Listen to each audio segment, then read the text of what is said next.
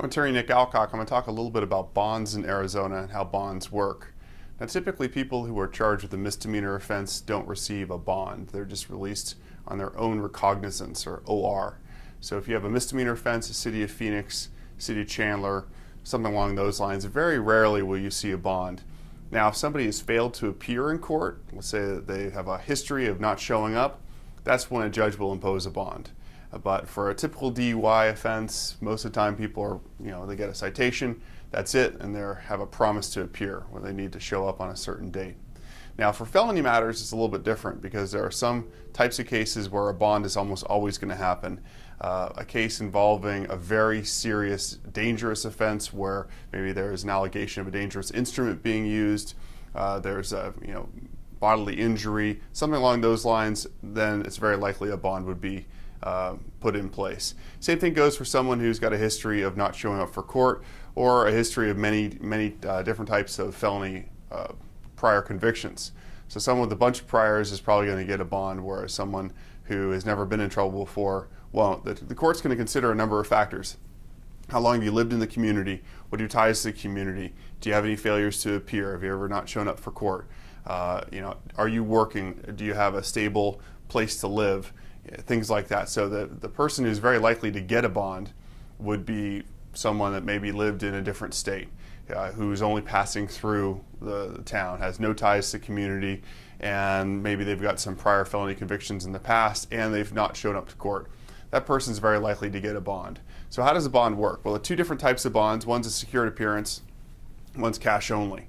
So if you are facing a criminal matter and you've been ordered to pay a cash only bond, you can't typically go to a bail bondsman. You can't put a small amount of money down and get some collateral. Cash only means you got to pay the entire amount all at once. Secured appearance means you can go to a bail bondsman and you can have the basically use collateral and pay 10%. You maybe use the mortgage of your home and use that as the basis, the equity to secure your appearance. Bonding is very tricky, and there are some bonding companies that enable you to possibly post bond for a cash only bond. Then there are some reasons why maybe you would want to do that. So using bonding company for cash only bond, it just depends. And if you have any questions about how bonds work, you can always give us a call at 602-989-5000, 602-989-5000. The other thing that you really need to consider is that the bond that's first set can be changed. So if at the initial appearance the judge says, well, the bond's going to be $50,000 cash only, one of the things that we would do almost certainly in a case where you have a very high cash bond is we would file a motion to modify the release conditions and to modify the bond. And there are ways to get a very high bond down to a very low number, or a very high bond from cash appearance from cash only to secured appearance, or from a very high bond to just on your own recognizance. And so there are a number of different ways that you can have your release conditions modified. A motion is required, and you got to file a motion.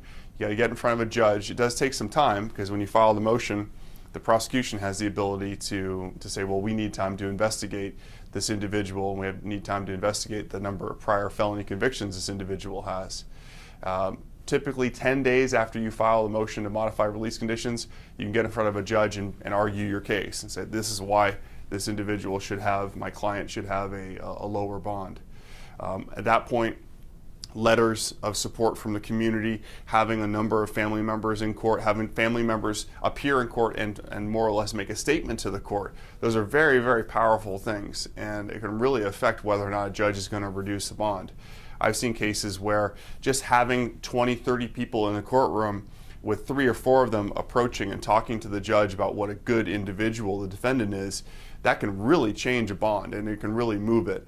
The judge has got to empathize. The judge needs to see who you are as a client and feel for you in order for really good things to happen, in order for that bond to be reduced. There are other things that we can talk about. If you give us a call, 602-989-5000, I'd love to hear the details of your individual case, and it'd be a lot easier for me to tell you what I think could happen and what a judge would do with regards to your bond. So again, any questions, 602-989-5000. I'm Nick Alcock, the owner of Alcock & Associates, and thanks so much.